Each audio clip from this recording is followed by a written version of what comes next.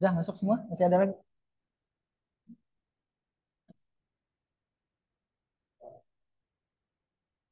Masih ada.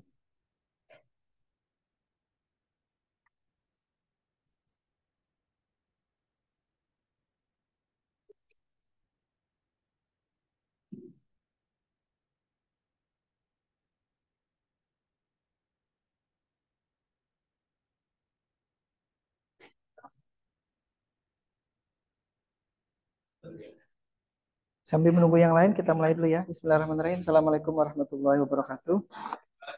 Waalaikumsalam warahmatullahi wabarakatuh. Yang online, bisa dengar suara saya? Bisa, Pak. Bisa, Alhamdulillah. Pak. Alhamdulillah. Baik, ini kelas hybrid. Jadi saya hari ini bawa kamera satu lagi biar saya kalau jalan-jalan itu kelihatan. Karena yang kemarin itu yang saya bawa kameranya tidak berfungsi kalau jauh. Jadi saya bawa satu lagi. Kasihan kawan-kawan yang ini, nggak bisa lihat kawan-kawannya yang ada di sini.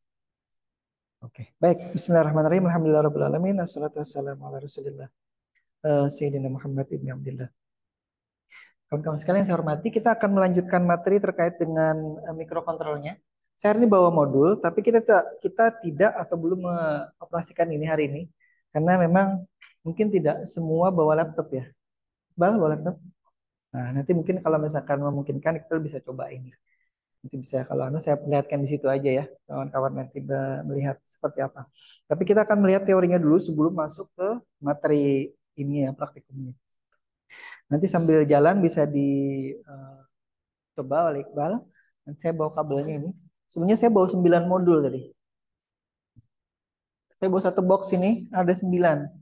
Tapi tadi Pak Ruslan mengontak, tampaknya insya Allah mungkin peralatan yang baru yang kita minta itu akan disetujui. Sedang dipesan, tapi satu kata Pak Ruslan tadi linknya yang maksudnya bukan linknya apa namanya hoax, tapi barangnya yang kosong. Jadi Pak Ruslan tadi WA barusan saya lihat minta untuk saya update ini ya vendornya. Jadi belinya di mana lagi katanya untuk satu poin apa barang yang kita minta. Nah nanti kita akan gunakan barang yang baru, tapi sementara itu kita akan juga akan pelajari yang ini. Jadi sambil sambil jalan. Baik, kita lihat dulu. Di pertemuan yang lalu kita sudah bahas terkait dengan kontrak dan lain-lain ya. Saya ke sini dulu.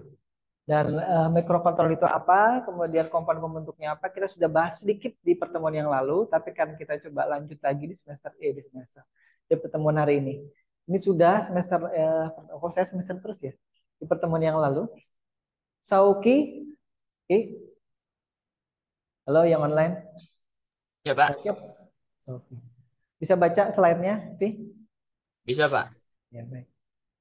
Nanti saya mohon maaf sekali lagi kawan-kawan yang mengambil mata kuliah ini, saya belum sempat utak-atik LMS-nya ya. Aisyah mana Aisyah? LMS-nya, ini yang lain mana nih? Saya ingatnya Iqbal Aisyah aja. Dua. Ya, paling tidak ada dua lah. Ini si Rizky. Eh, di LMS-nya belum sempat saya utak-atik karena kemarin itu masih ada acara dari Dikti, jadi kami harus mengikuti itu oleh Pak Bahar diminta untuk apa namanya, turut serta menyimak istilahnya ya, karena itu terkait dengan tawaran untuk usulan penelitian di tahun ini. Nah, baik. Ini sudah ya kemarin ya, saya tidak bahas lagi. Kita lanjut aja. Nah, ini ada pengertian yang lain ya. Terkait dengan apa itu microcontroller, itu adalah sebuah sistem yang kemudian dioperasikan. Kayaknya sudah nih ya. Belum? Mas sudah. Kalaupun sudah, nggak apa-apa ya, kita ulang lagi ya. Yang kedua itu coba diperhatikan, dia digunakan untuk keperluan eh, apa namanya tertentu ya.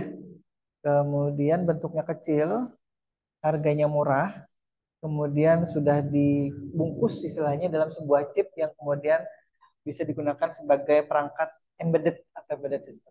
Dulu di Stimik Menjaba ada mata kuliah tersendiri, embedded system. Jadi bahasannya tentang sistem-sistem yang seperti itulah ya, embedded system. Jadi mau bikin ini, bikin ini, bikin ini, bikin ini.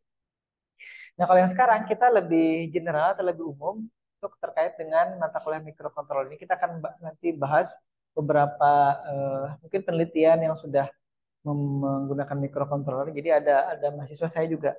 Kalau dihitung sudah saya tidak bisa menghitung lagi seberapa banyak mahasiswa di SIMIK Banjarbaru yang menggunakan microcontroller ini untuk keperluan tugas akhirnya. Tapi kalau ada yang sempat baca-baca di perpustakaan ya, banyak sekali tuh. Ada yang bagus, ada yang mungkin biasa aja, ada yang mungkin tidak bagus, ada juga. Maksudnya tidak bagus itu banyak sekali yang ini yang bahas. Tapi ada juga yang spesifik dia bikin ini, bikin apa gitu. Kalau di Banjarmasin, bimbingannya Pak Boy, seingat saya semester mungkin setahun yang lalu ya, itu ada yang bikin robot untuk bukan robot sebenarnya, semi robot ya. Jadi keranjang belanja yang bisa ngikutin si si empunya keranjang. Nah, bagaimana caranya? Tadi deteksi warna, mungkin kayaknya deteksi warna. Jadi misalkan Iqbal ke sebuah minimarket atau supermarket gitu ya, ada keranjang belanjanya. Saya ada pernah lihat di YouTube juga itu di Cina atau di mana itu. Jadi kita hanya mengantongi sebuah kayak apa ya eh, pengenalnya istilahnya gitu ya. Kemudian nanti dia akan melihat seberapa anggaplah pemancar gitu ya, dia yang dikalungkan seperti ini misalkan. Nih. Kemudian nanti si keranjang belanjanya ikut dan dia tidak akan nabrak si yang bawa alat untuk pelacaknya tadi itu istilahnya. Ya. Nah kalau di luaran sana itu ya yang model seperti tadi itu adalah seperti GPS tracker ya. Pernah lihat atau pernah tahu GPS tracker? Itu biasanya dipasang di motor, di mobil, terutama mobil-mobil perusahaan, mobil rental ya. Ya, silakan. Untuk kemudian, ya waalaikumsalam. Untuk kemudian bisa dideteksi posisinya di mana. Nanti ada aplikasinya di secara online gitu. Kemudian nanti posisi dari mobil atau motor ataupun apapun gitu ya. Jangan-jangan nanti ada anak yang oleh orang tuanya dipasangin GPS gitu ya di motornya. Jadi orang tuanya tahu sekarang posisi anak ada di mana, apakah ada di kampus. Jadi katanya dari rumah mau ke kampus gitu kan. Tapi ternyata mampir dulu kemana ke ATM, mampir dulu ke rumah kawannya misalkan, kemudian mampir dulu baru ke kampus seperti itu. Berapa lama di kampus itu kan bisa tercatat di situ.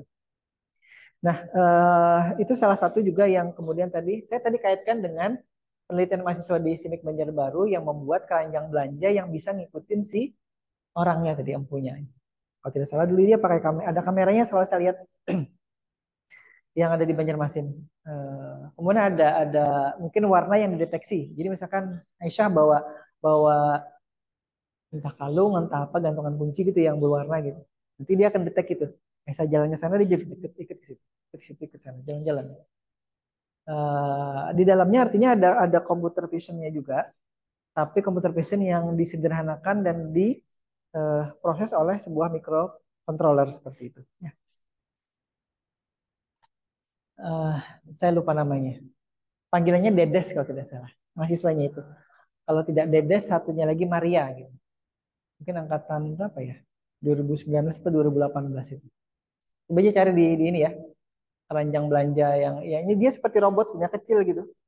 Dan ditaruh keranjang belanja ada kameranya di situ. Nah, mungkin bisa jadi nanti kawan-kawan bisa melanjutkan penelitiannya itu. Kenapa? Maksud saya bisa dilanjutkan. Karena itu kan kalau dia lepas dari kameranya kan hanya ada di depan tuh. Dan dia punya sudut kamera tertentu misalkan anggaplah 100 derajat gitu ya. Kalau misalkan Aisyah tiba-tiba dari depan situ ke belakang situ, dia kan sedang nggak lihat lagi tuh.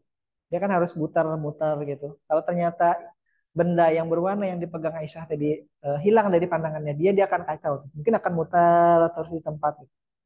Nah, bagaimana itu bisa diatasi? Nah, itu jadi tantangan kawan-kawan sekalian untuk melanjutkan penelitian itu. Jadi deteksi warna, tapi warna apa? Kalau misalkan mau dilanjutkan tidak deteksi warna juga bisa. Misalkan pakai pemancar gitu ya. Ada pemancar entah RFID, tapi RFID itu terlalu dekat dia harus harus nempel ke itunya ke alat detektornya. Misalkan dia pakai pemancar yang lain Bluetooth misalkan gitu ya. Dia akan ngecek Bluetoothnya itu seberapa jauh ininya dengan mengukur tingkat sinyal Bluetoothnya.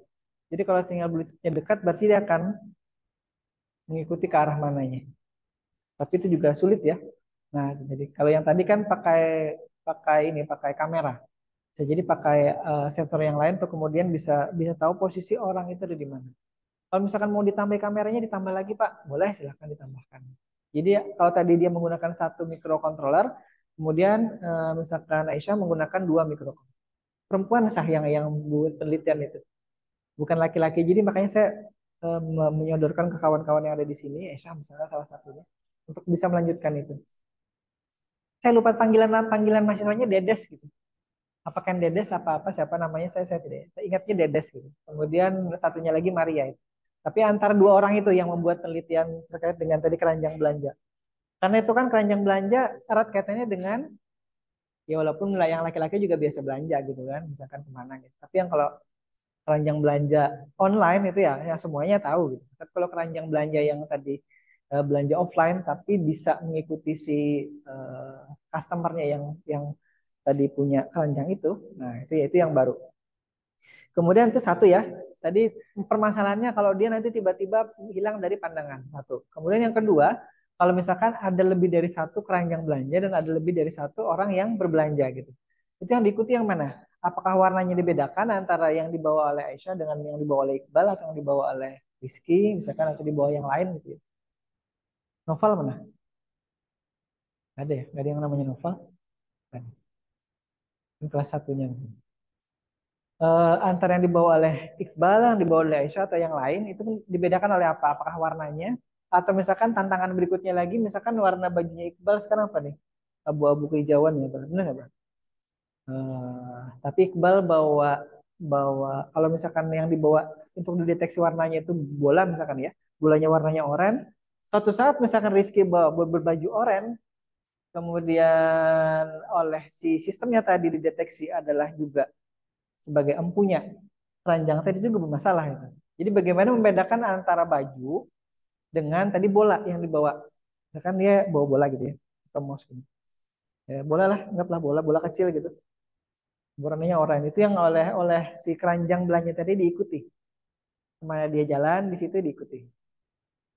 Tapi ya itu tadi tantangannya bagaimana dia agar tidak kehilangan arah, tidak kehilangan posisi, tidak kehilangan eh, warna yang dideteksi sebagai bentuk dari orang yang punya keranjang belanja itu tadi. Nah, itu ya. Yang online bisa bayangkan? Halo, halo, Ya, Pak. Rofi? Ya. Bisa paham nggak tentang keranjang belanja tadi? Ya, bisa dikit-dikit, Pak. Ya, baik. Ya paling tidak ada gitu ya. Baik kita lanjut dulu ya.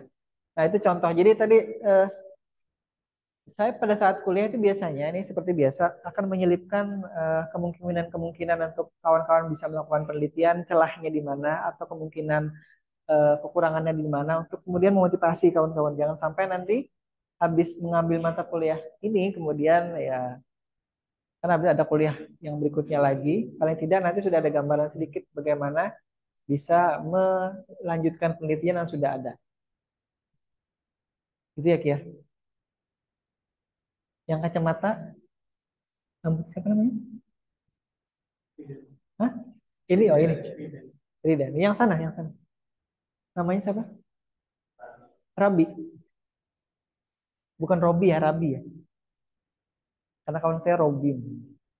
Kita lanjut dulu ya. Jadi kita lihat mikrokontroller itu terdiri dari berbagai macam komponen ya. Ini kayaknya banyak nih materinya. Kita akan selang-selingi ya. Ada nanti kita ke hardware situ, ada nanti cerita penelitian. Karena kalau hanya ini, saya kira Rabi bisa baca nanti kan di materinya. Dan saya kira dan saya juga tidak suka membaca seperti itu. Sekali lagi kalau nanti kawan-kawan presentasi, nah ini saya kan lompat lagi kan dari materi yang ini. Kalau presentasi usahakan jangan membaca apa yang ada di slide itu. Yang baca sedikit gitu ya, tapi jangan nanti teksnya banyak. Mikrokontroller itu terdiri dari mikroprosesor atau CPU. Yang kedua dari ada ROM. Dan seterusnya dibaca semua gitu. Itu nanti bukan namanya PowerPoint, bukan menjelaskan. Jadi kalau istilah saya waktu di Jogja atau di UGM kemarin itu ada istilahnya 30 20 10. 30 itu fontnya ya 30 itu fontnya usahakan 30 font yang ada di slide itu jangan kurang dari itu ya kalau misalkan eh, kurang juga 28 lah gitu ya nanti 30 kemudian 20 itu biasanya 20 menit menjelaskan 10 itu 10 slide jadi ada rumus 30 20 10 kata dosen saya dulu di sana 30 itu adalah tadi fontnya 20 itu 20 menit menjelaskan karena misalkan kalau kita presentasi 20 menit kurang lebih dari itu sudah bosan. Sama seperti kuliah juga. Jadi kalau saya menjelaskan itu aja selama 20 menit itu sudah cukup. Habis itu kita lanjutkan dengan yang lain atau kita selingi dengan yang lain. Jangan fokus ke situ selama lebih dari 20 menit. Dan kalau misalkan bisa itu kalau misalkan untuk proposal skripsi atau skripsi nantinya atau nanti PKL, nah itu cukup 10 slide aja. Kalau bisa ya, kalau bisa. Tapi kalau misalkan memang harus lebih ya sudah, lebih nggak apa-apa. Tapi usahakan tadi waktunya tetap 20 menit. Nah, sama juga dengan ini. Ini sebenarnya saya tidak perlu menjelaskan lebih ini ya, lebih detail karena kemarin sudah kita singgung. Apa itu mikroprosesornya, kemudian apa itu RAM-nya, apa itu ROM-nya dan seterusnya di situ. Dan itu dalam kategori memori.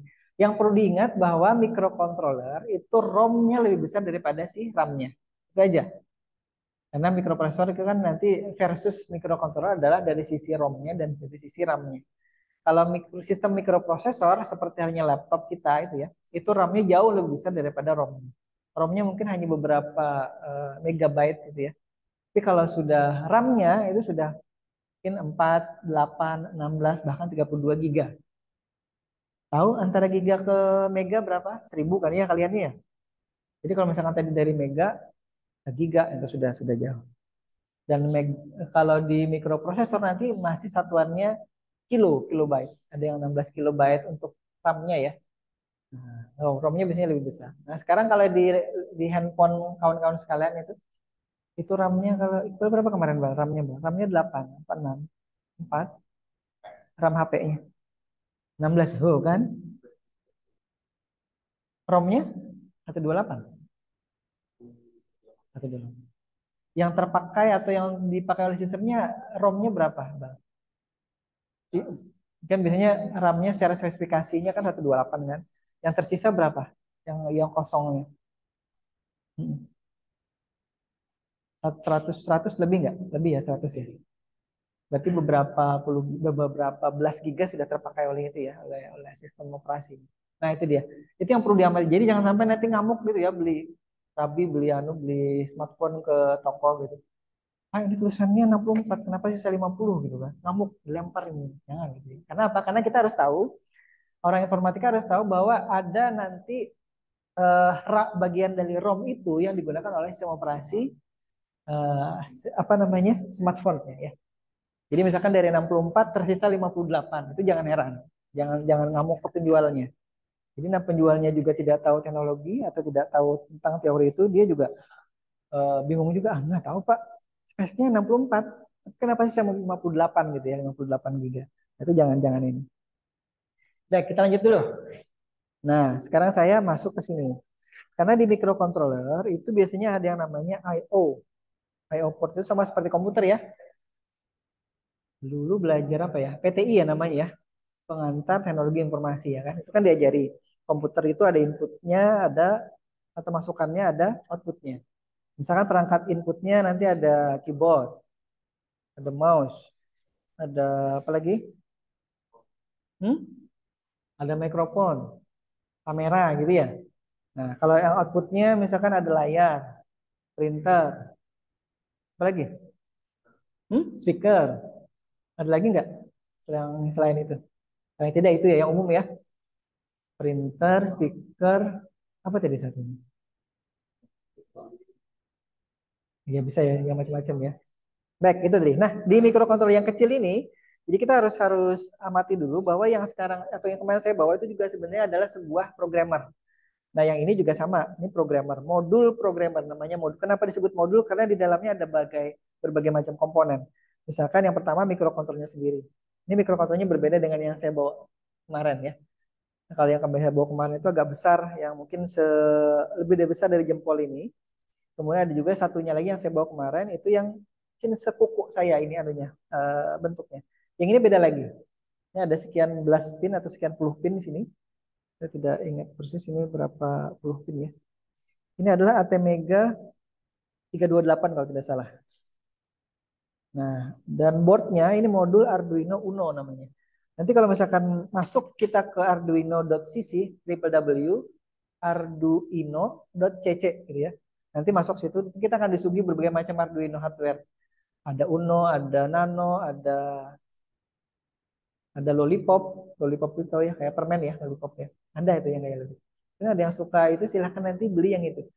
Tapi kalau yang dipakai di apa namanya di kita keseharian itu jarang sih. Mungkin ada yang hobi aja.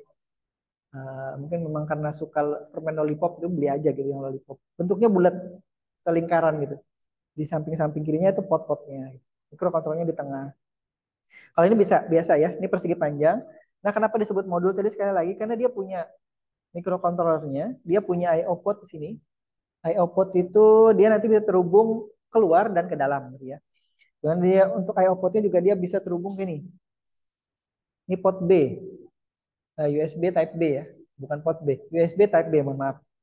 Karena ini USB yang printer, dia pasang dihubungkan ke sini. Kemudian dia punya external power juga di sini. Jadi kalau nanti ini dihubungkan ke laptop, dia sudah dapat power dari sini, dari USB. Tegangannya 5 volt biasanya. Jadi kita tidak perlu lagi menghubungkan ke power eksternal. Tapi kalau dia sudah dipasang di perangkat eksternal seperti ini, misalnya atau tidak terhubung ke komputer lagi, sudah tidak lagi memerlukan power dari komputer, maka kita perlu power eksternal di sini. Kebetulan saya tidak bawa nih adaptornya. Adaptornya beda sih. Nah, kalau nanti yang kita atau tadi kita pesan ke Prodi itu dia pakai USB micro atau micro USB. Jadi itu lebih praktis kalau misalkan kita nanti punya power bank gitu ya, kita bisa pakai power banknya nanti ke situ. Nanti kita coba ya.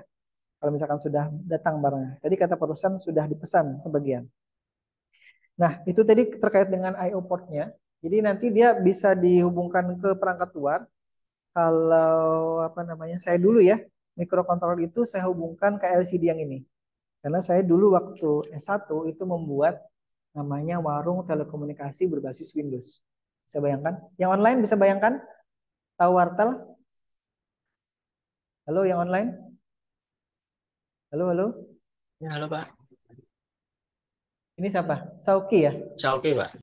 Pernah tahu warung telekomunikasi nggak, Ki? Yang orang nyewakan telepon itu? Dulu, zaman dulu. Kurang tahu Pak. Berarti berarti lahirnya setelah itu ya. Lahirnya setelah itu. Karena itu sudah 20-an 5 tahun yang lalu mungkin. Anunya, trennya. Sekarang udah jarang. Tapi mungkin sisa-sisanya mungkin masih ada. Ya, ada yang pernah lihat di jalanan Unlam belakang sana. Seruni 3 guys. Unlam 3 di belakang-belakang. Itu masih ada sisa-sisanya. Karena kakek saya juga dulu sempat punya itu. Warung telekomunikasi. Jadi biasanya di depan rumah ada bilik-bilik gitu ya. Ada bilik-bilik.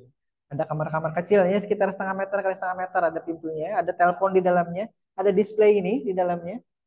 Kemudian nanti ada ya itu ada display ini. Kemudian nanti ada lampu biasanya di atasnya. Kita masuk situ, angkat telepon langsung keluar sini. Silahkan dial nomor teleponnya berapa. Jadi kita tekan di teleponnya, angkanya nanti keluar di sini. Kemudian kalau sudah nyambung nanti sini sudah langsung keluar. Kayak argonya taksi itu. Kayak argonya taksi kan. Misalkan 500. Nanti sekian menit lagi jadi 2.000. Sekian menit lagi jadi 3.000, 5.000 dan seterusnya. Sampai berapa puluh ribu. Saya biasa juga nelpon lama dulu. Karena waktu saya kuliah di Jogja S1 dulu itu kan tidak punya handphone. Belum ada handphone itu, belum zamannya handphone lah istilahnya ya. Jadi kalau mau nelpon orang tua harus pakai atau menggunakan itu tadi si warung telekomunikasi. Nah, tadi kaitannya dengan warung telekomunikasi, dia dulu pakai mikrokontroler juga dan bahkan ada yang pakai PC, pakai komputer gitu. Jadi satu komputer itu bisa menangani bisa lebih dari satu perangkat ini. Karena kalau satu perangkat dengan satu komputer itu terlalu mubazir istilahnya ya. Bisa sih satu komputer atau PC itu kemudian menangani yang satu bilik telepon. Itu biasanya terlalu mubazir. Makanya orang yang punya warung telekomunikasi itu biasanya mereka membuat lebih dari satu, dua, tiga, empat gitu. Jadi satu laptop, satu PC-nya itu bisa bisa lebih lebih bahasanya apa ya, lebih efektif dan efisien ya. Mahasiswa kan suka tuh pakai bahasa efektif dan efisien. Efektif itu artinya tepat guna, artinya tepat digunakan untuk menangani lebih dari satu bilik telepon gitu ya. Kemudian efisien itu lebih hemat. Karena kalau hanya satu PC, satu kamar telepon itu rasanya mubazir atau boros lah ya. Tapi kalau misalkan empat, ya itu lebih efisien. Karena apa? Karena komputernya tidak hanya dipakai untuk satu. Nah, waktu itu tampilan di komputernya kalau dilihat ya, tampilannya tampilan biasa itu. Sulit membayangkan mah ya, karena kawan-kawan sekalian itu lahirnya setelah zaman wartel itu berakhir ya kan. Karena tahun 2002, 2003 itu handphone sudah mulai ramai. Tapi walaupun maksud saya waktu itu masih masih ya SMS lah, tidak ada WA-WA-an ya ada. SMS saja paling paling mantan. SMS telepon. Tapi sudah lumayan gitu. Nah, waktu itu tampilannya masih tampilan berbasis teks. Mungkin kalau ada yang pernah tahu bahasa pemrograman Pascal dulu ya. Tahu nggak Pascal? Atau Basic atau sekarang dia jadi Python kan? Python itu mungkin lebih cenderung ke C ya, bahasa C ininya. Tampilannya kan bagus ya gitu ya. Hal ini tampilnya teks gitu. Nah, waktu itu saya berpikir bagaimana kalau saya ganti sistem operasi dari wartel itu, warung telekomunikasi itu yang berbasis Windows. Dulu Iqbal tahu Windows 95 nggak, Bang? Tapi nggak pernah pakai ya. Tahun berapa tuh? Tahun 90-an ya, Bang ya? Hah? Tahun 95. Ya, biasanya dari tahun-tahun itu tidak menunjukkan tahunnya sih. Biasanya sebelum itu dia sudah ada. Misalkan kalau dulu Windows Millennium gitu ya, tahun 99 98 itu sudah ada. Jadi saya dulu kenal Windows itu dari versi 311. Windows 311. Tapi yang saya gunakan dulu untuk keperluan skripsi saya adalah Windows 95. Habis itu dari Windows 311 lanjut ke Windows 95. Dari Windows 95 lanjut ke 97. 97, 98. Habis itu XP. Ada Millennium Edition. ME. Ada nanti Windows 7, Windows 7. Ada Windows 8. Mungkin Windows 8 masih sudah tahu ya Windows 8 ya. Si siapa tadi? Siapa namanya? Dani, tahu nggak Windows Windows 8, Windows 7? Tahu ya? 7 tahu. Kalau 8 kan masih ada ya sekarang ya. 8, 10, 11 kan. Ada yang 12 nggak? Belum. Masih 11 ya. Aisyah, sama operasinya Windows apa? Windowsnya, laptopnya Windows berapa? 11 ya. Sama kayak anak saya. Udah nggak ada lagi Windows 10. Udah ada langsung diinstal itu. Ada yang pakai Linux nggak? Rabi, sama operasinya apa Rabi? Windows berapa? 10 masih ya? Wah, berarti masih bertahan seperti saya ya Windows 10. Sudah berkali-kali oleh si Microsoft itu diminta untuk mengupgrade. Tadi pagi saya hidupkan laptop, dia juga minta mengupgrade, saya bisa saya tunda 24 jam. Mungkin besok saya diingatkan lagi tuh untuk mengupdate ke Windows 11. Tapi nggak, kenapa nggak mau update ke Windows 11? Hah? Tidak berminat ya? Apa-apa memang ada? Hmm? Maksudnya nggak support? Dia minimal minimal generasi berapa anunya? 8. Oh, berat ya ini ya. Banget katanya. Ya banget katanya. Jadi generasi ke-8 itu berarti ya, ya Core i3 i3 5 7 9 itu sama ya di semua generasi ya ada ya. Ya, tapi gennya aja. Saya punya yang generasi 4, kemudian yang ini generasi 10. Yang di anak saya generasi 12 kayaknya. Nah, ya itu dia. Nah, tadi sudah sampai mana ya? Penelitian ya. Nah, akhirnya saya mengganti mengganti sistem operasi untuk kuartal tadi menggunakan Windows. Jadi tidak lagi menggunakan itu. Nah, cuman sayangnya waktu itu eh, setelah saya lulus itu wartel itu sudah mulai ditinggalkan. Kenapa? Karena sudah mulai ada handphone. Jadi akhirnya itu tidak bisa digunakan secara, artinya belum tersebar secara luas, masih di kalangan akademik saja. Saya berbalik, siapa tahu ada yang muncul di sini. Enggak ya. Karena saya, bentar. Kalau yang online bisa menampilkan ininya enggak? Bisa menampilkan kameranya enggak? Biar kawan-kawannya bisa lihat orangnya yang mana nih. Sambil sambil makan kah atau sambil apa enggak tahu. Halo yang online. Nah, nanti saya ketemu di jalan Sofi itu yang mana, si Timothy itu yang mana. Nah, ini dia. Ini biar kawan-kawan yang di sini juga bisa lihat. Nah, itu dia. Halo. Nah, itu dia. Itu namanya si Sauki yang atas ya. Yang Timothy belum muncul, yang ada Rifai belum juga, yang satu itu si Muhammad siapa tuh? Hekal? Bukan. Hairul, Pak. Ah, Hairul, Hairul. Pak. Ya, saya minta sebentar ya, jadi biar kawan-kawannya bisa tahu. Nah, itu Timothy ini. Oke. Nah, ini kawan-kawannya ada Aisyah di sini. Tapi kayaknya jauh nggak kelihatan. Iqbal, Iqbal nggak kelihatan kayaknya. Ada tuh. Ini nih kalau saya tunjuk, ini. Nah, Iqbal namanya. Si Rizkynya ada di sebelahnya, baju biru ya, kayak saya baju biru. Jadi kayak saya bajunya ini terus nih. Oh ya, tadi saya bawa obat. Malah tadi pagi sakit perut saya. Jam 7 sakit perut.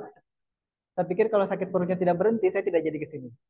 Tapi akhirnya perlahan setelah nganter anak saya itu sakit perutnya berhenti. Alhamdulillah. Baik, kita lanjut lagi. Jadi intinya penelitian ya kalau mau dimatikan kameranya boleh. Kalau mau bertahankan kameranya, alhamdulillah gitu. Ya. Ini saya sudah bawa. Ya oke, matikan. Kalau dimatikan saya minimize dulu ininya. Biar slide-nya terlihat ya. Oke, saya tunjukkan lagi ke bawah. Ya, nah itu itu uh, intermezzonya biar tidak bosan dengar saya bercerita di sini. Nah, jadi akhirnya saya pakai itu untuk kemudian skripsi, tapi oleh pembimbing saya waktu itu diminta untuk mengembangkan lagi, kata beliau gini, kalau nanti kamu kembangkan lagi, waktu itu beliau eh, apa namanya sedikit protes terkait dengan displaynya. Jadi displaynya itu agak-agak gelap gitu. Kata beliau gini, eh, nanti kamu buat ini displaynya yang kemudian bisa lebih terang dengan cara memberikan satu displaynya ini nanti ada namanya kopelnya. Apa itu kopelnya nanti dicari tahu ya apa itu. Ada chip seperti ini. Nanti masing-masing display ini ada satu chip. Jadi saya dulu pakai 16 display, 16 digit nih ya maksudnya ya. Ada 16 ini, 16 chipnya. Jadi kalau nanti dia menyala itu terang. Kalau misalkan saya hanya gunakan satu, itu nanti nyalanya redup. Kata beliau, nanti kalau misalkan kamu bisa buat itu saya jamin skripsinya jadi A. Katanya gitu. Ya udahlah saya ikut aja. Saya tunda lagi untuk ujian skripsinya beberapa bulan gitu ya. Saya coba rakit lagi. Jadi saya dulu itu jurusannya teknik elektro. Microcontroller itu waktu itu di zaman saya kuliah itu ya masih baru ininya di kampus itu. Jadi yang bisa microcontroller itu hanya masih bisa dihitung dengan tangan sebelah dosennya dan juga mahasiswanya. Jadi saya termasuk yang nekat tidak diajari di kelas. Saya kemarin cerita ya waktu itu ya. Saya disuruh masuk ke kelas yang lain untuk bisa belajar itu, tapi juga tidak banyak. Akhirnya saya cari sendiri referensinya. Bayangkan waktu itu referensi buku-buku itu buku-buku. Internet itu tidak terlalu seperti sekarang ya. Google itu tidak ada. Yang ada hanya Yahoo. Jadi kalau sekarang Yahoo masih ada ya kan? Tapi tidak sepopuler Google ya kan? Sudah dibeli jangan-jangan. Bang, Yahoo sudah dibeli oleh Google belum? Belum ya? Yahoo. Belum ya, masih masih sendiri dia ya. Tapi belum bangkrut kan? Masih bisa diakses kan Yahoo-nya di browser. Cuman anak-anak sekarang kan jarang yang tahu Yahoo ya kan? Tahunya Google aja. Nah, jadi waktu itu saya nyari referensi bukunya aja sulitnya minta ampun. Akhirnya saya ketemu buku entah di mana itu ya, di Jogja itu. Buku tentang mikrokontroller persis sekali dengan apa yang saya ingin bahas gitu. Jadi ternyata habis itu setelah saya S3 kemarin, itu saya ketemu dengan orang yang mengarang bukunya itu. Jadi dosen saya akhirnya di UGM. Saya baru tahu waktu itu, oh ternyata beliau adalah dosen UGM yang mengarang buku itu. Saya bilang, Pak, saya dulu punya buku Bapak yang ini. Jadi Bapak itu sudah jadi guru, jadi dosen saya sejak saya S1. Bukan sejak saya S3 aja. Jadi sejak S1 beliau sudah jadi guru saya. Karena saya belajar dari bukunya. Dan menyelesaikan skripsi dari buku itu. Saya bilang, oh ya, terima kasih katanya sudah beli bukunya. Nah, jadi tadi sekali lagi setelah saya buat itu berhasil ujian jadi kalau di sini kan ujian itu sedikit ya yang uji ya, paling 3 ya. Kalau dulu di kampus kami itu yang uji itu dosen pengujinya 4 atau 5 itu. Jadi jauh lebih banyak daripada yang di sini. Jadi kalau ujian itu lama sekali yang ini terasa di dalam ruang ujian itu. Kalau di sini enggak. Ini hanya 3 orang. Satu pembimbing malah jadi 2 orang aja pengujinya. Karena satu pembimbing itu jarang ikut uji ya kan. Jadi pembimbing biasanya ini tipsnya aja ya. Selama kita ngikuti pembimbing, itu biasanya pembimbing tidak ikut menguji pada saat ujian. Beliau hanya mendampingi aja. Bahkan kadang-kadang membela gitu. Kalau saya secara pribadi gitu ya, kalau mahasiswa yang dibimbing itu istilahnya dalam tanda kutip tidak neko-neko, kalau misalkan diarahkan ke sini ya bisa diminta mengerjakan sedikit yang bagian ini, sebenarnya seperti saya tadi ya. Jadi pada saat saya ujian dulu, itu pembimbing itu yang kadang menjawab pertanyaan dari si pengujinya. Karena apa? Karena beliau yang juga ikut turut serta di situ, ikut andil gitu. Tidak hanya dikerjakan oleh saya sendiri. Jadi beliau punya pemikiran-pemikiran yang kemudian saya kerjakan dan akhirnya selesai gitu ini ya alatnya. Jadi saya dulu berupa alat gitu. Alat saya itu kemudian dilanjutkan oleh kawan yang ada di satu jurusan dengan saya gitu ya. Baik, kita lanjut dulu sampai sini mungkin ada yang ditanyakan. Yang online Timothy Saufi, Sauki, Hairullah mungkin Ahmad Hairul ya, Hairul apa Hairullah? Kalau yang ditanyakan silakan.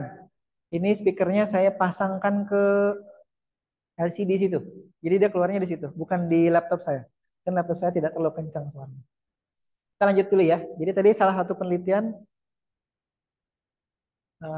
yang sempat dulu saya buat adalah membuat wartel atau warung telekomunikasi berbasis Windows.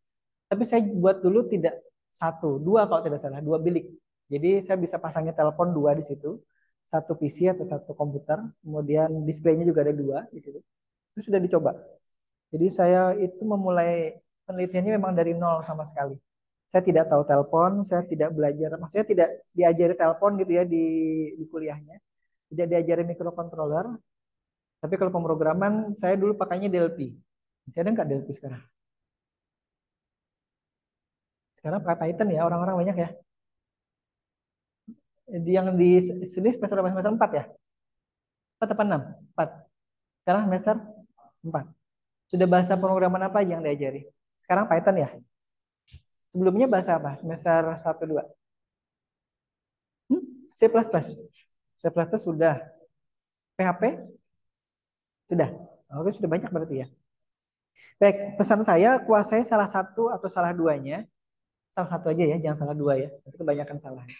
Salah satunya aja tapi dalam gitu. Maksudnya kalau yang suka membuat program atau aplikasi berbasis web, ya sudah dalamnya PHP-nya coba buat ini, coba buat ini. Saya dulu, nah ini saya cerita lagi nih. Saya kalau kebanyakan gitu nanti terlalu bosan ya, mending cerita aja.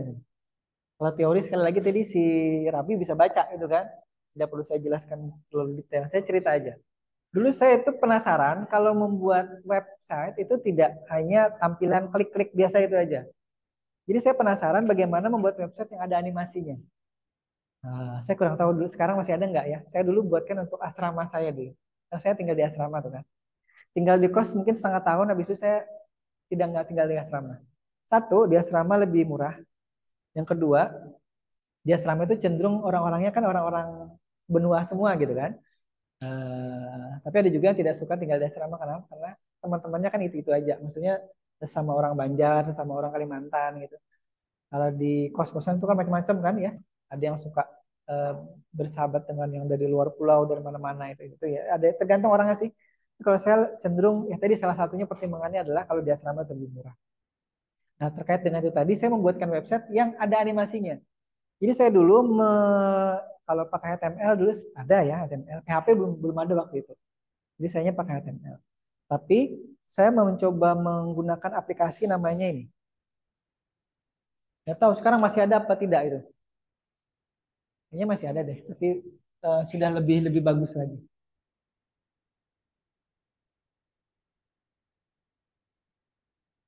Nah, saya dulu pakai ini. Ada yang tahu? Gitu. Kalau itu SMK apa itu ya? Tuh, tugas saya SMK aja pakai itu. Saya dulu belajar itu otodidak juga. Sekarang SMK sudah belajar Macromedia Plus. Itu untuk animasi ya, nih Abel ya. Iqbal dari SMK Telkom ya? SMK di Kota Baru. Nah, itu dia. SMK ada yang dari SMK juga, ada yang sudah pernah ya? Belajar itu juga nggak? Bukan jurusannya ya? Oh TKJ. Iqbal jurusannya apa? Multimedia? Oh pantesan. Multimedia TKJ satu lagi sekarang apa lagi tadi yang baru sekarang? Hah? RPL ya, rekayasa perangkat lunak ya. Itu banyak pemrograman juga di sini. Nah jadi Iqbal itu sudah belajar. Bal, sudah pernah buat apa Bal dulu Bal? Tugas akhir di SMK-nya? Buat aplikasi praktis sama animasi. Jadi itu terbuka lebar sekarang ya untuk kawan-kawan misalkan dibuat pakai aplikasi Macromedia Flash ini, tapi kemudian dikembangkan untuk keperluan Android. Bisa nggak dihubungkan Macromedia Flash ke Android, developer Android? Belum tahu caranya ya. Jadi aplikasinya dibuat pakai Macromedia Flash gitu, tapi nanti dijalankan di Android bisa nggak? Belum sampai ke sana ya. Nah itu terbuka lebar ya kawan-kawan yang ke situ ya. Jadi sebenarnya yang di Macromedia Flash itu kan nanti aplikasinya itu keluarnya apa Bal? FLA ya Bal ya. Ekstensinya SVF apa? SVF ya? Udah beberapa tahun dia lulus ya. Apalagi saya. Jadi saya dulu pakai itu. Nah, saya mencari tahu bagaimana caranya website bisa dibuat animasinya. Jadi kalau misalkan tampilan awal gitu ya ada animasi. Saya dulu bikin animasi kayak tengkorak gitu ada tangannya. Ada juga yang bikin kalau yang sekarang itu kan yang misalkan tangannya itu kalau mouse-nya digerakkan ke atas dia ikut. Nah, itu dia. Tapi kalau dulu saya tidak secanggih itu karena memang saya iseng aja buat apa namanya website untuk asrama saya itu untuk kemudian ada animasinya. Jadi tidak terlihat seperti website biasa. Kalau zaman sekarang kan website itu kan sudah luar biasa bagus ya Ridani ya. Tapi kalau zaman dulu kan tampilannya biasa aja website itu tampilan gitu, ada menu, ada tombol mungkin gitu aja. Nah, maksud saya waktu itu bagaimana saya membuat animasinya itu. Jadi kalau misalkan ditekan ini nanti keluar animasi apa. Kalau saya tekan ini keluar animasi apa. Jadi tidak hanya sekedar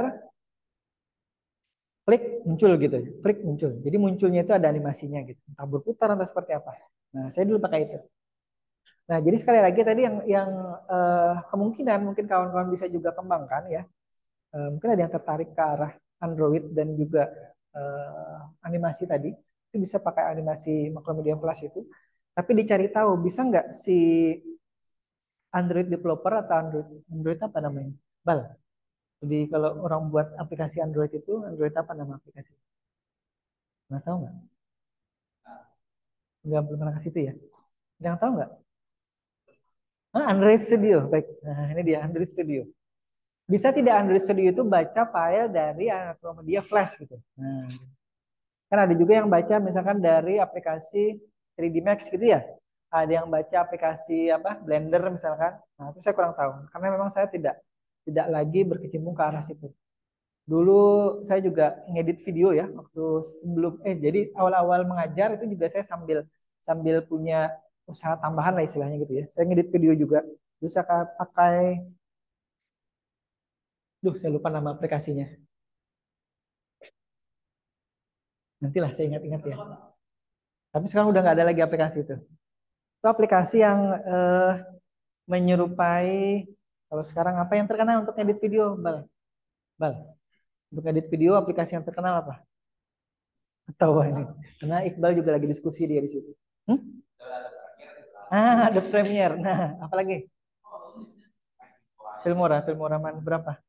10, 11, 12. Filmora Go.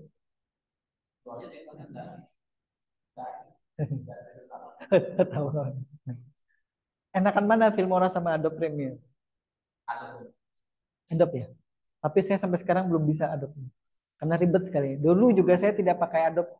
Karena satu, Adobe itu perlu hardware yang luar biasa berat. Ya itu deh. Saya tadi sampai mana ceritanya? Udah sampai skripsi. Kita lanjut dulu deh. Nanti saya ngelantur lagi cerita. Baik, kita lanjut dulu ya. Yang online masih? Halo, halo. Ya, Pak. Oke, baik kita lanjut. Aman. Ya, jadi saya biasa cerita kemungkinan penelitian yang bisa kita lakukan pada saat kuliah dan juga pengalaman penelitian itu karena memang harus terkait dengan apa yang saya ajarkan ya. Jadi jangan sampai nanti saya belum pernah meneliti atau melakukan penelitian terkait dengan mikrokontroler tapi ngajar itu. Itu aneh itu ya. Jadi kalau misalkan Bapak Ibu dosen yang mengajar misalkan tadi apa namanya? Python gitu kan misalkan ya. Bisa jadi beliau-beliau sudah pernah melakukan penelitian terkait dengan Python atau paling tidak pernah adalah proyek aplikasi yang berbasis Python seperti itu. Saya Python belajar sedikit, habis itu karena saya tidak ingin belajar atau makan waktu terlalu banyak waktu kemarin skripsi disertasi, jadi saya tidak ke arah sana. Saya tetap pakai C. Jadi saya pakai C itu dari S2 untuk tesis, kemudian S3 kembali pakai C lagi. C saya pakai MATLAB dulu. C yang dia apa? C++ ya? Jadi sama tuh C++. Saya tidak juga mengamati dan tidak hafal. Apa bedanya C biasa, C++ dengan C sharp ya? Atau C sharp ya namanya ya? C sharp itu yang saya tulis kan tadi. Ini. Ini kan ada C++, ada C sharp. Saya mencium bau rokok, tapi ada di mana ya? Orang yang merokok. Di bawah atau di mana? Saya termasuk yang sensitif penciumannya. Maksudnya penciuman sensitif itu bikin saya pusing biasanya. Di sini nih, kalau kecium bau rokok itu di belakang bagian kepala sini. kayak migrain gitu jadi. Tapi kalau migrain kan sebelah ya, ini di belakang sini. Ada yang ngerokok di sini? Bagian mungkin ada ya. Tapi enggak, kalau di kelas enggak. Baik, kita lanjut. Si mikrokontroler itu digunakan di berbagai perangkat ya. Kemarin kita pastikan sudah menggunakan itu adalah di masing-masing smartphone kita ya. Nah, kemarin juga di washing machine. Nah, saya cerita lagi di washing machine. Saya cerita lagi. Tapi belum terlaksana nih. Karena memang bukan hanya, baru dari semester ini saya dapat ide untuk membuat namanya mesin cuci syariah. Terbayang nggak mesin cuci syariah? Kalau laundry ada ya, laundry syariah ya. Ini siapa namanya yang SMK tadi? Si Ridho itu sih, Rijali. Terbayang nggak Rijali? Mesin cuci syariah. Hah? Hah? jadi jadi mereknya mesin cuci syariah gitu. Mereknya tetap LG atau Samsung atau apa gitu ya, tapi mesin cuci syariah. Saya aja cerita sedikit ya sambil ini ya. Mungkin yang Muslim kan tahu. Kalau misalkan kita mencuci pakaian yang terkena najis ya, terutama yang misalkan ada punya anak kecil ya, adik kecil itu yang bayi-bayi misalkan. Itu kan kalau umurnya di bawah 2 tahun masih belum dianggap najis ya kan? Ya tahu ya ilmu-ilmu di agama Islam. Kalau lebih dari 2 tahun maka itu sudah termasuk dalam kategori najis gitu kan. Jadi nah kemudian kalau misalkan pakaian atau misalkan baju, celana dan lain-lainnya itu handuk misalkan untuk dari bayi itu kalau yang terkena najis maka harus dicuci dengan air yang mengalir gitu kan bahasa di aturan fikihnya itu. Nah kalau misalkan itu dimasukkan di mesin cuci gitu ya, biasanya kan masukkan aja karena ibu-ibu ya. Saya juga sering menyucikan punya anak-anak itu misalkan. Masuk mesin cuci kan jadi satu tuh yang pakaian terkena najis mungkin lupa menyiram dulu dengan air mengalir sebelumnya di keran gitu ya atau di wastafel atau di tempat cucian masukkan aja di situ di mesin cuci akhirnya semua air yang ada dalam mesin cuci itu kan termasuk dalam kategori mutan najis istilahnya atau masuk najis juga lah semua pakaian di situ akhirnya kena gitu. Nah caranya tadi kan salah satunya untuk menghilangkan najis itu adalah menyucinya dengan air yang mengalir ya. Jadi tadi mesin cuci syariah ini akan mengakomodasi itu tadi bukan ide ya, tata cara fikihnya bagaimana menyucikan pakaian yang terkena najis tadi. Jadi caranya kan harus mengalir airnya tuh. Caranya mengalir artinya apa? Air yang di dalam mesin cuci itu masuk dan keluar pada saat bersamaan. Jadi misalkan dia mengisi dulu penuh, kemudian seluruh pakaiannya sudah terendam gitu ya. Baru kemudian airnya itu yang dari kerannya masuk lagi, tapi yang dari pengeluarnya dari drainnya juga dikeluarkan. Jadi kan seolah-olah jadinya airnya mengalir ya kan. Nah syaratnya untuk air mengalirnya itu juga harus yang lebih dari 2 kulah gitu kan. Lebih dari 2 kulah ya anggaplah 500 liter gitu ya.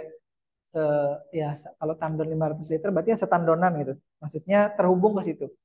Jadi bukti dia terhubung adalah air yang dari keran itu kan dari tandon atau dari PDAM gitu ya. Kemudian masuk ke mesin cuci. Kemudian ada mesin cuci nanti airnya juga dikeluarkan. Jadi itu seolah-olah airnya mengalir jadinya.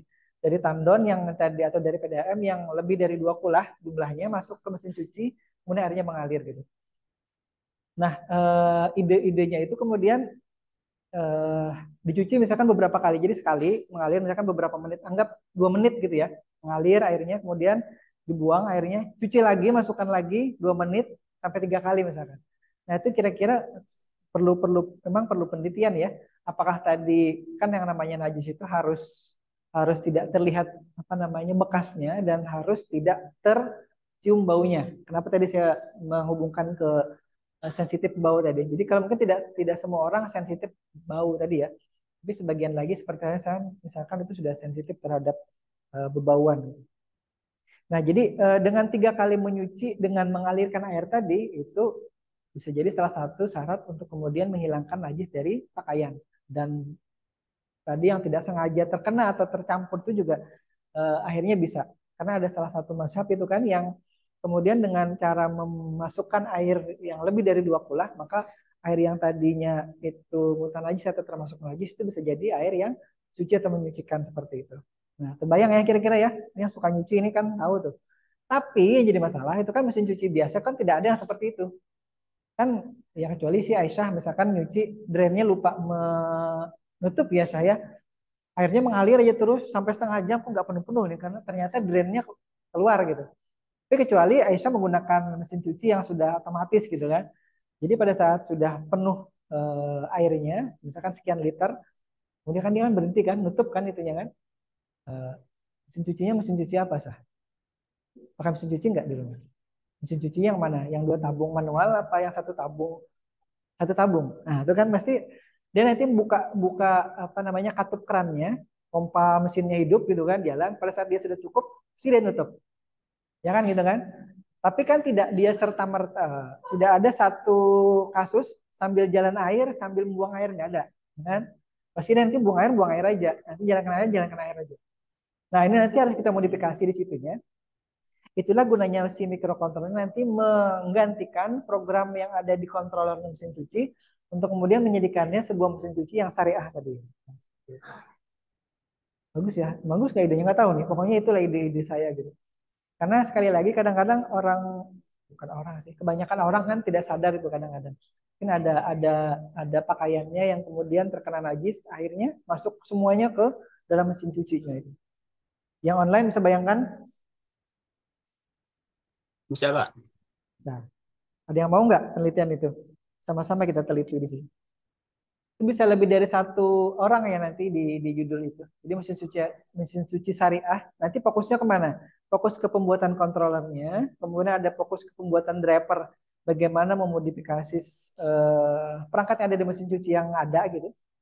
Tapi gampang, ya bukan gampang. Maksudnya yang lebih mudah itu adalah mesin cuci second ya atau bekas gitu yang kita utak-atik. Yang sampai mesin cucinya ibunya Rido nanti dibongkar gitu. Mesin cuci mahal-mahal belinya sampai 5 juta gitu ya. Dibongkar kemudian nggak jalan lagi. Kecuali misalkan kontrol yang ada di situ tidak diutak-atik. Tapi itu modalnya terlalu banyak 5 juta. Mending beli mesin cuci bekas gitu ya. Atau mesin cuci yang sudah tidak digunakan lagi. Kayak seperti saya di rumah itu kan ada yang 2 tabung. Warisannya ibu saya.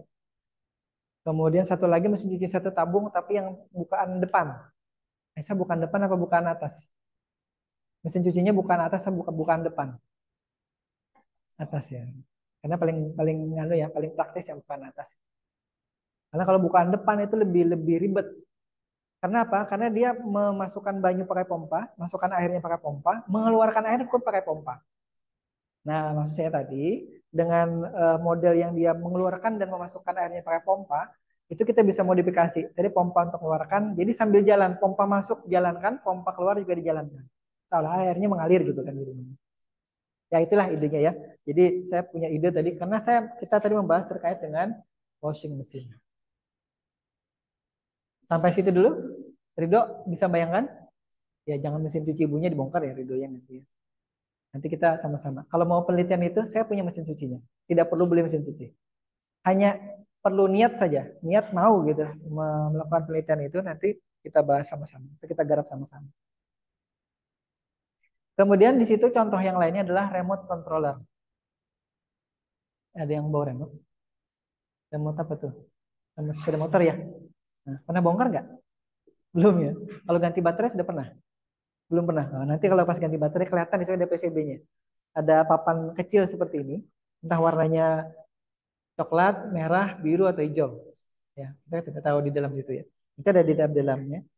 Kemudian kalau misalkan itu nanti diamati lagi di dalamnya ada komponennya. Mesti ada yang namanya microcontroller kecil mungkin seberapa, saya tidak tahu. Seberapa kecilnya. Karena kalau barangnya seperti itu remote-nya, mungkin microcontrollernya sekecil ini, sekecil kuku kita ini. Di situ ada microcontrollernya, ada nanti perangkat untuk pemancarnya juga. Karena itu kan akan mengendalikan sepeda motor ya.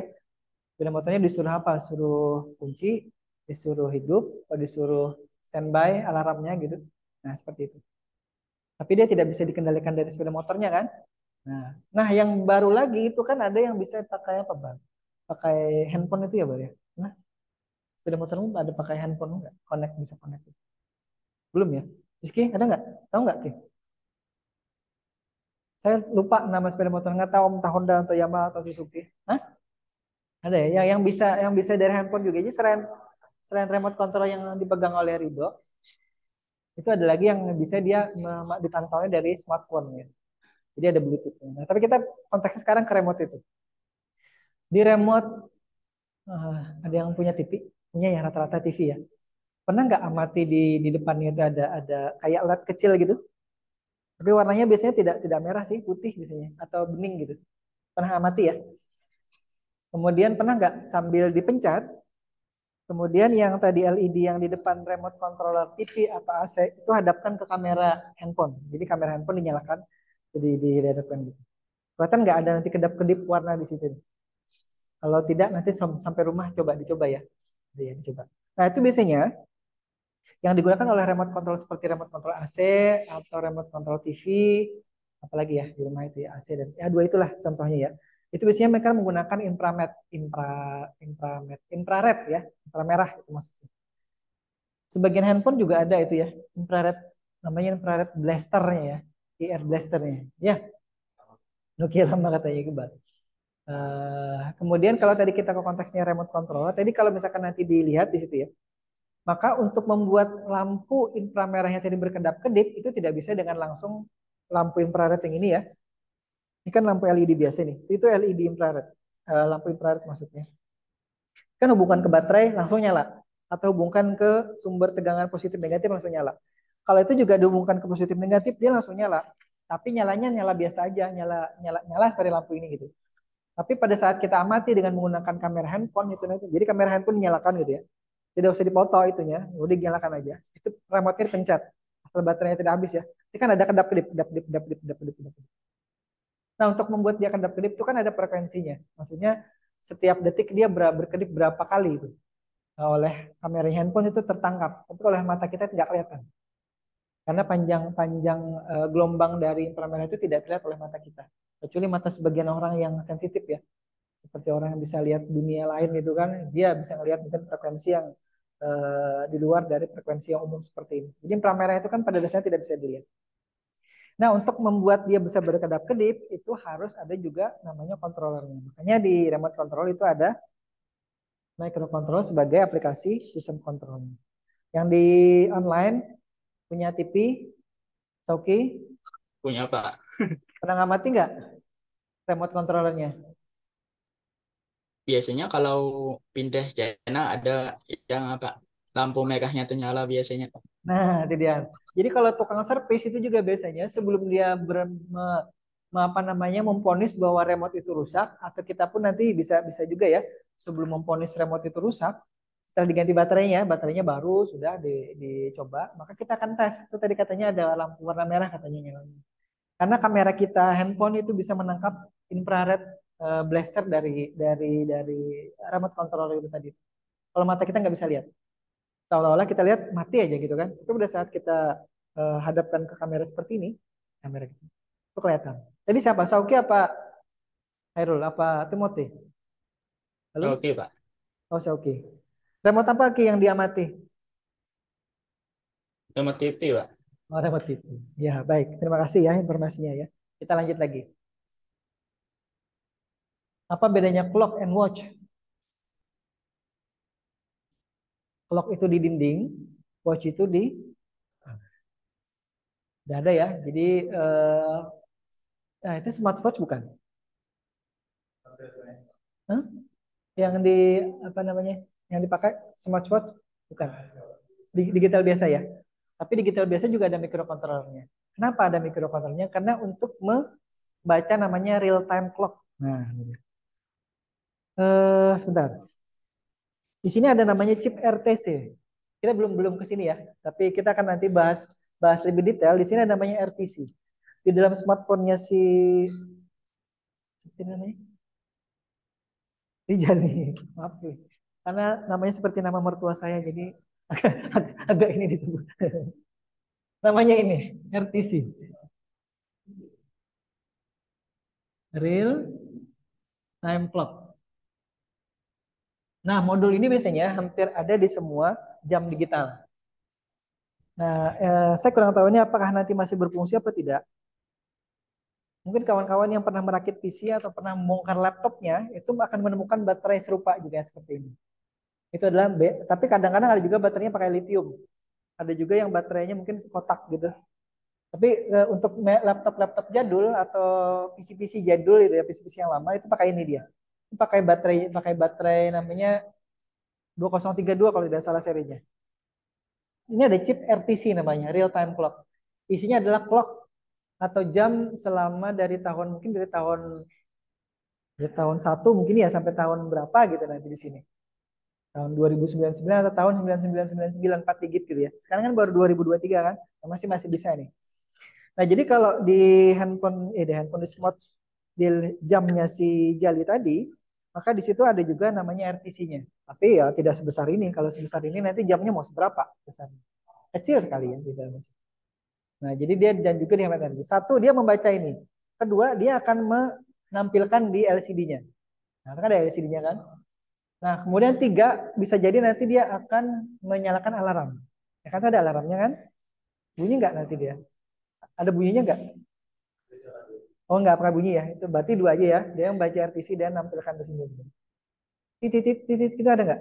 Nah, satu lagi dia akan menyalakan backlight-nya di situ. Nah, jadi tugas microcontrollernya satu, membaca RTC. Yang kedua, menampilkan di display. Yang ketiga, menyalakan itunya tadi. Menyalakan si backlight-nya ya. Backlit apa backlight? Dok, apa dok? Backlit apa backlight? Ya kurang lebih ya, kurang lebih. Ada yang nyebutnya backlit, ada yang nyebutnya backlight. Tulisannya sih backlit, tapi dibacanya backlight gitu. Oke, terus lanjut. Oh, ini saya kira tidak perlu dijelaskan ya. Banyak ya peralatan-peralatan yang eh, mainan-mainan itu yang pakai microcontroller. Pernah amati nggak? Punya. Tapi kalau Sloop dengan si Tamiya itu kan nggak ada ini ya, nggak ada microcontrollernya ya kan? Ada yang main Sloop atau main Tamiya? Sloop itu apa nggak tahu ya. Sloop itu apa? Saya juga baru tahu waktu lihat di YouTube juga. Sloop itu Tamiya yang tanpa tutup. Jadi dia chassisnya aja. Jadi chassis itu kan chassis ini. Chassis itu kan chassis, roda dua, baterai, motor. Dah itu aja.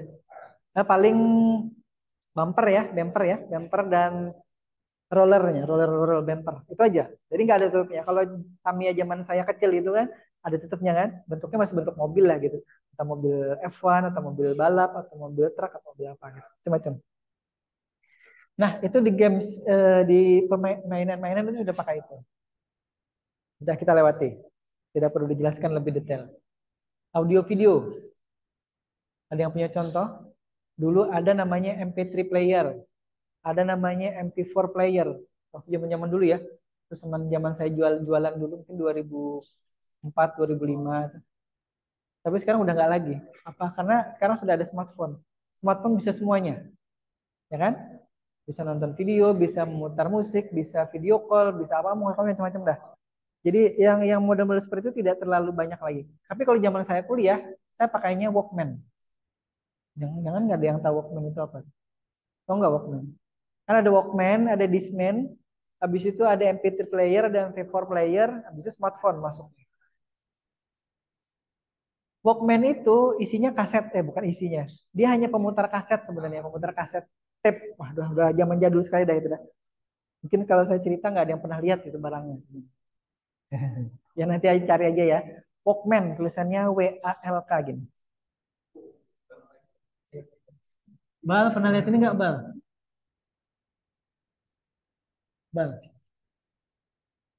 Orang berjalan itu, orang jalan-jalan maksudnya orang jalan-jalan sampai dengarkan musik gitu. Nah, jadi zaman saya dulu itu. Dulu banyak mereknya. Jadi kawan saya dulu beli apa gitu mereknya. Saya juga punya.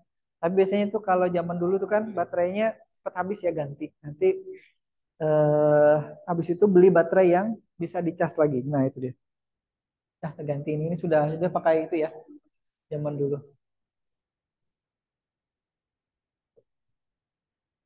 Sekarang telepon itu jarang yang pakai ini ya. Eh, di rumahnya masih pakai telepon rumah nggak, Dok? Atau Jali? Nggak pakai lagi ya. Walaupun pakai IndiHome yang ada apa telepon yang fiber itu juga nggak pakai lagi ya kan.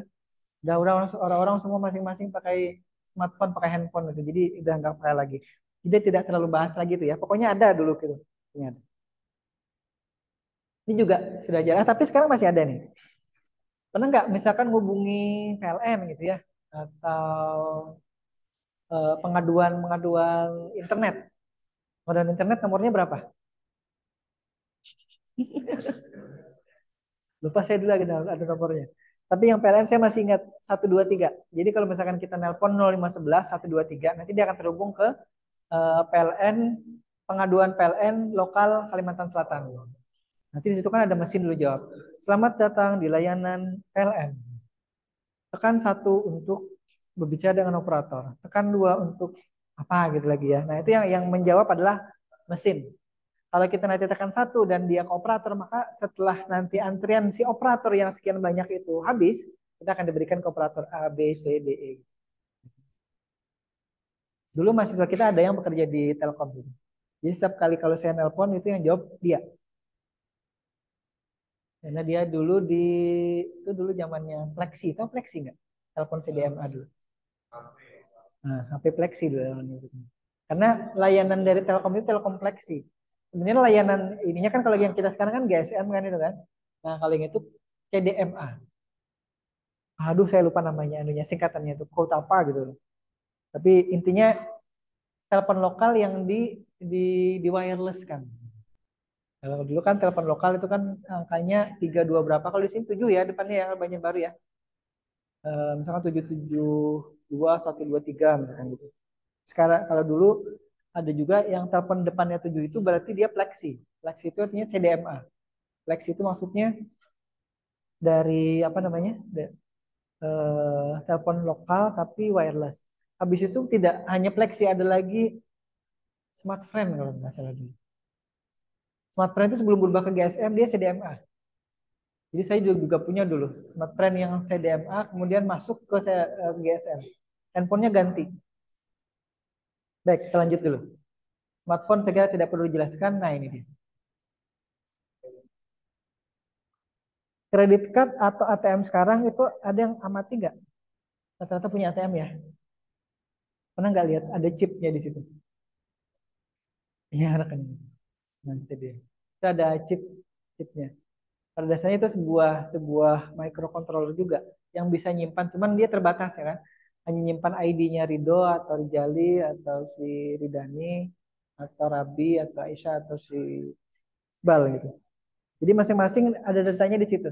Jadi kalau misalkan saya masukkan, dia akan baca, oh ini, eh, tapi nggak tahu ya, saya apakah di ATM itu sudah ada model deteksi wajahnya juga di mesin ATM itu. Jadi kalau misalkan saya masukkan ATM bukan ATM saya, dia akan detek, ini bukan ATM Anda gitu. Nggak pernah ya ada seperti itu ya, saya. Belum ada kan ke ATM, Aisyah kemudian ngambil uang, kemudian ada komentar di situ, ini bukan ATM Anda, silakan ambil kembali. Nggak ada kan? Aisyah bawa ATM ayahnya, ya biar jalan aja gitu kan.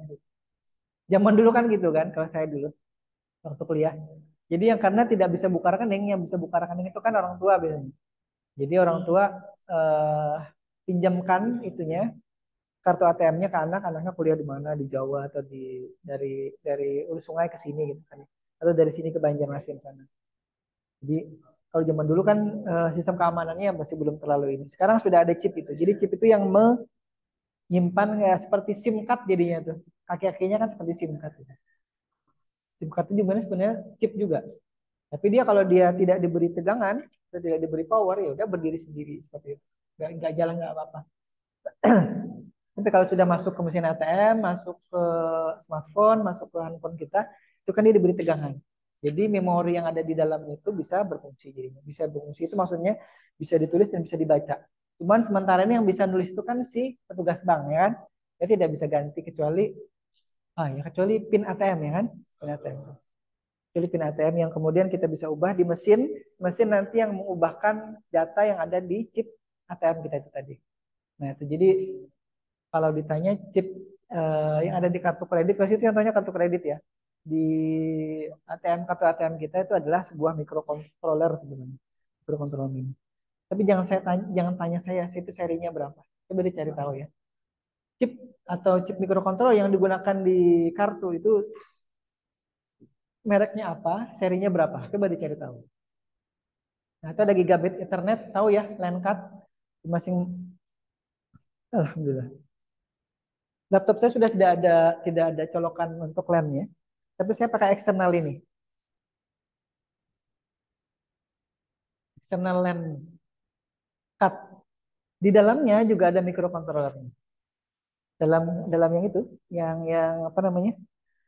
Namanya extended port. Di situ ada LAN card-nya, ada apa namanya? HDMI-nya atau HDMI-nya di situ. Bayangkan udah ada berapa tuh yang dikendalikan ya. Jadi kan gigabit Ethernet sendiri, HDMI sendiri, USB-nya sendiri. Kemudian apalagi di situ? Mikrofonnya juga ada di situ. Nah, jadi lengkap. Saya menghubungkan ke laptop kalau saya tancapkan sini receivernya nih ya. Receivernya ini ke laptop, saya tidak bisa ngecas. Jadi saya harus pakai eksternal, ini eksternal port untuk kemudian USB Type-C-nya. Karena receivernya ini pakai USB Type-C. Jadi waktu beli memang untuk keperluan handphone ya. Nyala nggak? Nyala. Tapi habis itu karena saya coba di laptop juga nyala, makanya selama kuliah online itu saya pakai itu. Jadi bisa kalau saya jalan-jalan seperti ini suaranya tidak hanya menggunakan mikrofon di laptop, karena dari sini juga bisa. Tapi kalau saya berada di depan laptop situ, nanti suaranya double. Kalau dilihat rekamannya nanti kayak doubling, kayak ada echo-nya gitu. Kalau saya jauh seperti ini, itu yang terekam di sana hanya suara saya yang dari mikrofon sini. Baik, saya lanjut dulu. Jam berapa sekarang? Itu Ridani ini sih. Hah? Dodi. Jam berapa, Di? Berarti 7 menit lagi ya. Baik, kita lanjut. Saya lanjut cepat aja nih. Ini military guidance system. Pernah tahu film pesawat tempur kemudian nembak targetnya gitu kan? Nah itu dia ada namanya guidance system. Tapi ya jangan dibayangkan microcontroller ini ada di rudalnya Amerika yang harganya sekian miliar itu ya, jangan. Karena ini hanya contohnya aja bahwa microcontroller yang mereka gunakan bisa jadi bukan hanya microcontroller, bisa jadi komputer mini atau komputer mikro yang mereka tanamkan di situ di rudalnya untuk keperluan guidance sistemnya tadi. GPS, tahu GPS ya? Nah, GPS saya kira ya walaupun banyak atau saya sering juga nyasar oleh GPS, tapi ya itu biasalah ya. Apa namanya? Kadang-kadang karena akurasi GPS di tempat kita di Banjarmasin terutama itu tidak seakurat kalau di Jawa atau bahkan di lokasi-lokasi wisata seperti Bali, Lombok gitu. Itu GPS-nya akurasinya tinggi. Karena dia mengakomodasi orang banyak gitu kan. Makanya apa sih namanya? BTS untuk pemancar GSM itu banyak kalau di Bali, di Lombok gitu. Tapi kalau di tempat kita ini kan sedikit, mungkin 1, 2, 3 kilo baru kelihatan ada BTS. Bahkan beberapa kilo tidak kelihatan BTS. Nah itu yang kemudian membuat akurasi dari si GPS itu jadi tidak akurat, tidak apa sih namanya? Pernah nggak menghidupkan hidupkan GPS, hidupkan Google Map, ada tulisannya GPS akurasi sekian meter gitu. Ada ya? Kalau dia semakin kecil itu semakin akurat apa tidak? Li. Misalkan akurasinya 10 meter, akurasinya 5 meter, 10 dengan 5 lebih akurat mana? Belakangnya Aisyah sana. Nisa, akurat mana, Sa? 10 dengan 5. Kalau GPS itu. 5 ya? Betul. Karena misalkan kalau dia 5 itu artinya radius saya berdiri di sini 5 dengan akurasi 5 meter, berarti bisa di posisinya Aisyah, posisi saya 5 meter itu bisa di pelataran sana atau di balkon situ, bisa di luar kelas itu, bisa di depan sana. Tapi kalau misalkan akurasinya 1 meter atau 2 meter itu lebih dekat lagi. Hanya seberapa itu ya. Jadi kemungkinan kita nyasar dengan posisi akurasi GPS yang 1 atau 2 meter itu akan lebih kecil daripada akurasinya sampai 20 meter. Karena saya pernah juga nyasar di waktu dari Jogja ke Solo gitu kan, nyari tempat. Ternyata nyasar ke belakang, ada sawah, ada lapangan itu. Saya tanya ke itunya di telepon, ini posisinya sudah sampai di Google Map nih, tapi nggak ada. Oh Bapak Tiano tuh di belakang Pak, Bapak muter dulu gitu katanya. Nah, itu dia, karena akurasinya mungkin tidak sebagus kalau di tempat-tempat ini ya, wisata ya, atau di luar negeri itu kan akurasi GPS-nya luar biasa. Jadi kalau misalkan kita pernah lihat di YouTube gitu ya, ada mobil Tesla yang bisa jalan sendiri dengan mengandalkan GPS itu karena akurasinya itu bisa jadi dalam satuan sentimeter, bukan satuan meter lagi. Makanya kalau dia jalan gitu ya, itu dia bisa akurat akurat mungkin bisa bisa hampir di atas 90% gitu ya. Karena apa? Karena akurasi GPS di tempat itu ya ya wajar ya karena yang punya satelit GPS kan mereka ya, bukan kita. Saya belum pernah dengar Indonesia punya satelit GPS itu yang diluncurkan di atas bumi sana itu nggak ada. Kita pasti pakai pakai punyanya orang gitu kan.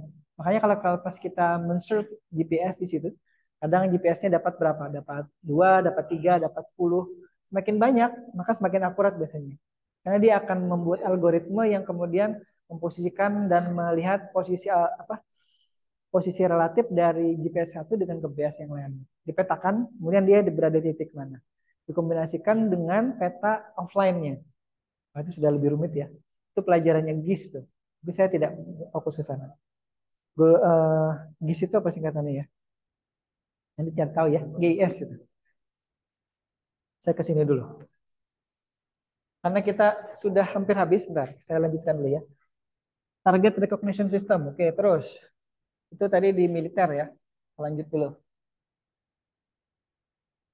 Nah, ini di traffic control ini saya tadi jelaskan ide penelitian lagi bagaimana membuat sistem kontrol lampu lalu lintas yang berorientasi atau beradaptasi terhadap banyaknya pengguna jalan. Jadi kalau misalnya ini biar adil ya, saya jelaskan juga di sini. Ini ide saya dari dulu sampai sekarang belum terlaksana. Tapi kalau di luar sana kita cari adaptive traffic system, control system misalkan itu sudah banyak. Tapi yang diterapkan di Indonesia nyaris belum ada. Nyaris belum ada. Nah, jadi tugas kita sekarang kalau kawan-kawan S1 kan sekali lagi hanya untuk menerapkan sebuah metode di sebuah penelitian. Gitu. Misalkan metode pengolahan citra seperti ini.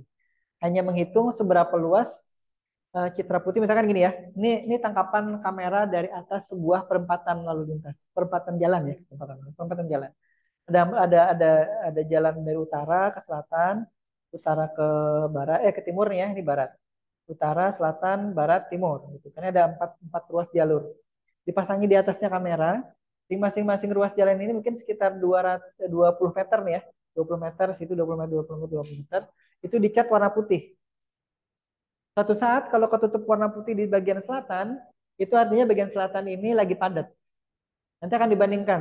Selatan, kemudian utara, timur, dan barat ini dibandingkan.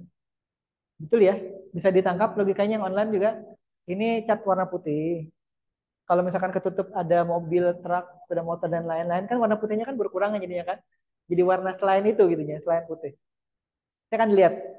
Kemudian kalau misalkan di jalur misalkan utara mau ke selatan itu ya, lagi padat di sini kosong, maka nanti lampu hijau yang ada dari utara ke selatan harus diperlama atau ditambahi waktunya. Jadi tidak seperti misalkan tetap 30 detik setiap jalur ini, setiap arah jalan ini, tapi ini mau online, mohon maaf tidak bisa lihat ya.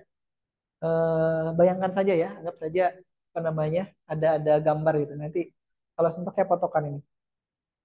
Jadi dari masing-masing jalur ini dilihat yang mana yang kosong. Kosong itu ditandai dengan banyaknya putih tadi dari masing-masing jalur ini. Jadi ini saya anggap misalkan ada pixel-pixelnya ini 1000 pixel 7 sangkar gitu ya, 1000 pixel ke horizontal, 1000 pixel horizontalnya.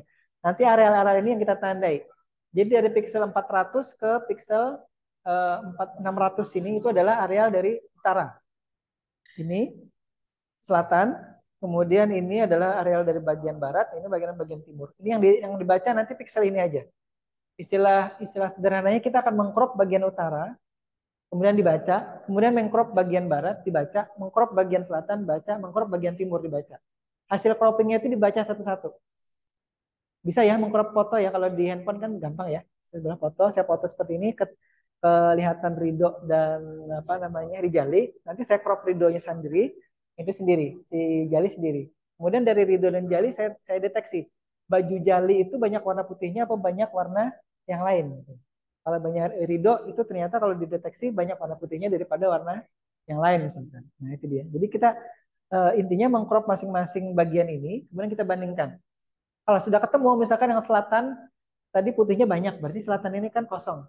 Karena orang yang dari utara ini banyak yang mau ke selatan dan juga ke timur atau ke sini ya, maka ini lampu hijaunya ditambahi lamanya atau waktunya. Jadi yang sini biarin aja merah nggak apa-apa gitu. Karena nggak ada orang yang mau jalan ke arah utara atau kemana-mana. Nah, begitu pula dengan yang lain. Jadi sistemnya itu akan adaptif, itu maksudnya akan melihat kondisi terkini secara real time. Gitu. Tidak berdasarkan waktu tetap fix. Kalau dulu ya saya menugasi mahasiswa kalau waktu mata kuliah sistem digital itu untuk membuat traffic light berdasarkan seadanya. Misalkan dia mengamati di simpang 4, simpang 3 Hajidak gitu ya. Kemudian di simpang berapa? Simpang 4 Banjarbaru misalnya. 4 atau 5 tuh? 4 ya. 4 Bundaran sana. Kemudian di mana lagi saya minta amati. Saya minta buatkan apa namanya sistem digitalnya. Jadi mereka buat dari counter, ada register, ada macam-macam di situ. Tapi nggak tahu Pak Hugo kemarin ngajari sampai situ enggak? Belum ya? Di sana ya. Tidak menugasi sampai ke situ ya. Digitalnya pakai apa? EWB. Sistem digital, siapa ngajar? Pak Hugo. Pak Hugo ya. Diajari apa aplikasinya? EWB, Electronic Workbench itu. Ya. Bisa jalan nggak di Windows 11? Bisa ya. Ada apanya? Ada eh, apa sih namanya itu ada settingannya ya. Karena kan itu kan di zaman jadul itu di Windows Windows yang lama lah, Windows 98 XP itu. Compatibility-nya mungkin ya di Anda ya, turunannya.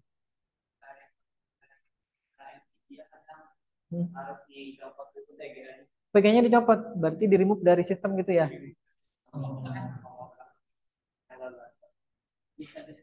Di close atau di disable dulu ya sementara ya. Udah canggih nih. Jadi saya sampai sekarang nyoba WB itu tidak jalan di Windows 10 saya ini. Karena dia ada VGA-nya juga, ada NVIDIA-nya. Saya lihat-lihat di YouTube itu caranya katanya tadi harus macam-macam nih, harus di compatibility-nya lah diturunkan ke Windows 98 gitu. Karena kalau saya jalankan dia cepat sekali karena itu memang jalannya dulu di jalan di komputer yang lama ya, bukan di komputer yang sekarang. Karena sudah ajan, kita akhiri dulu ya. Nanti dilanjutkan lagi di LMS-nya ya. Jam berapa? Salah satu ya. Baik. Karena sudah waktunya sholat, saya cukupkan dulu. Terima kasih. Nanti materinya saya mohon maaf sekali lagi belum sempat unggah ke LMS. Nanti saya coba unggah ke sana. Nanti rekamannya ini juga akan saya coba. Kalau yang kemarin itu yang hybrid ini saya unggah. Tapi yang pagi itu saya tidak sempat unggah karena rekamannya error. Tadi saya sudah coba rekaman yang pagi itu ada. Rekaman yang ini mudah-mudahan juga tidak bermasalah di Zoom meeting ini. Ini saya rekam pakai Zoom meeting. Sekali lagi saya mohon maaf materinya tidak sampai selesai karena jamnya sudah habis. Kalau ada kata-kata yang salah juga saya mohon dimaaf.